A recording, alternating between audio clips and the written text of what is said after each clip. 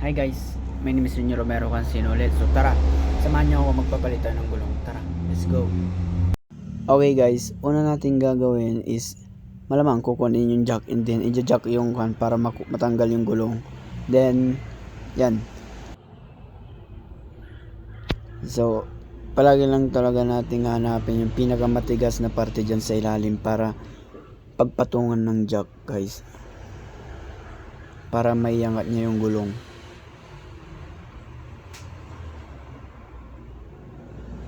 So yan, unti-unti na siyang tumataas. So kukunin ko muna dyan yung pampapaluwag natin para maluwagan bago natin itaas. Kasi pag hindi natin ginawa yan, iikot yan. So pagkatapos nga dyan, kukunin ko yung impact wrench na iba kasi lobat na yung ginagamit ko. Then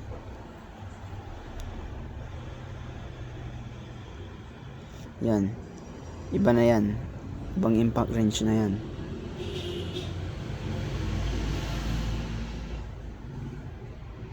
So yan, tinataas ko na kasi natapos ko ng paluwagan. Then dyan naman kukunin ko yung kalso para kung bumaba man yung jack, so may magsasalo sa bakal para hindi siya masira.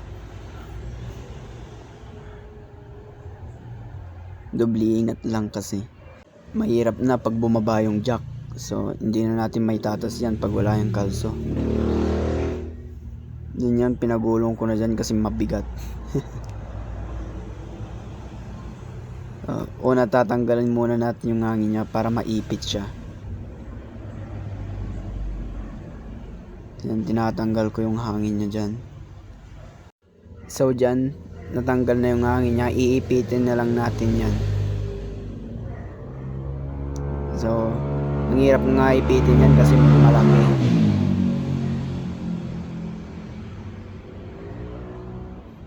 Hindi basta-basta siya maiipit.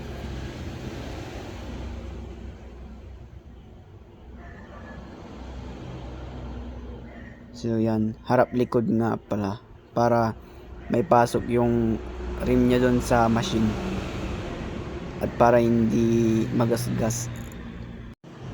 Tsaka naman natin ilalagay yan sa machine pag napitpit na lahat.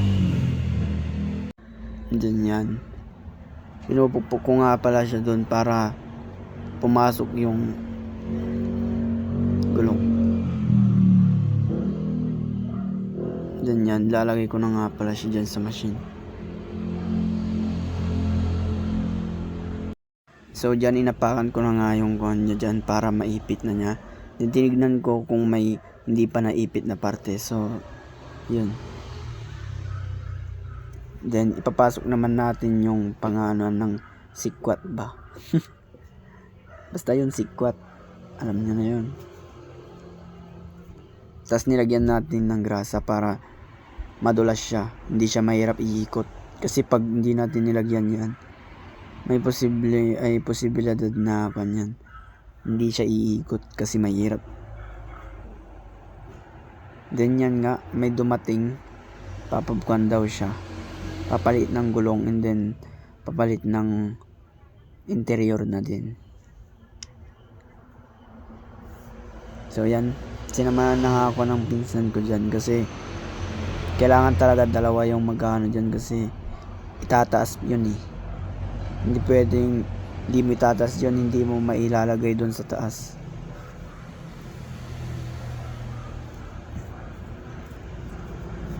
So yun. So, ang gagawin pala natin dyan is babaliktarin lang natin yung rotation nya. O tignan nyo, parang hindi ba kasya sa machine eh. Ang hirap paugutin. So ikakarap ko nga pala dyan yan kasi may sumara sa camera eh. So yun, pinasok ko na nga dyan yan, then nilagyan na rin ng grasa para may pasok na. Then yan, iikutin lang natin. Yun, ganun lang. Tatanggalin na naman natin yan sa machine. So may kabigatan lang yung gulong, kaya nahihirapan akong magtanggal. Pero kaya naman.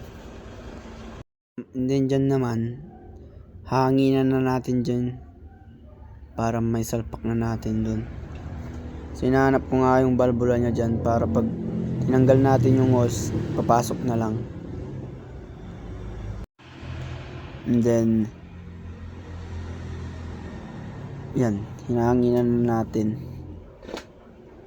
Hindi kasi pwedeng basta-basta na lang natin ilalagay yung valvula, hindi pa lumubo yung gulong. Mahirapan, hindi pantay. And then dyan, so tapos na natin hanginan. Kukunin naman natin yung gauge para isukat yung hangin niya. So hinahanap ko nga dyan yung gauge kung nasaan. So nandito pala sa gilid. Then susukatin na natin kung ilan yung ilalagay na hangin. So yun, ilalagay ko nga pala dyan is 25.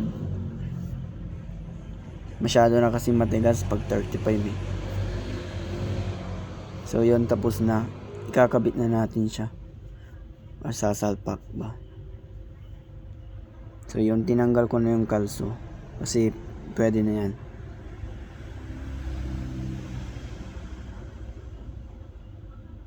So yun, itataas ko nga pala siya dyan kasi bumaba siya, mahirap siya ipasok. Then yan, saktong sakto na yan. Tingnan nyo.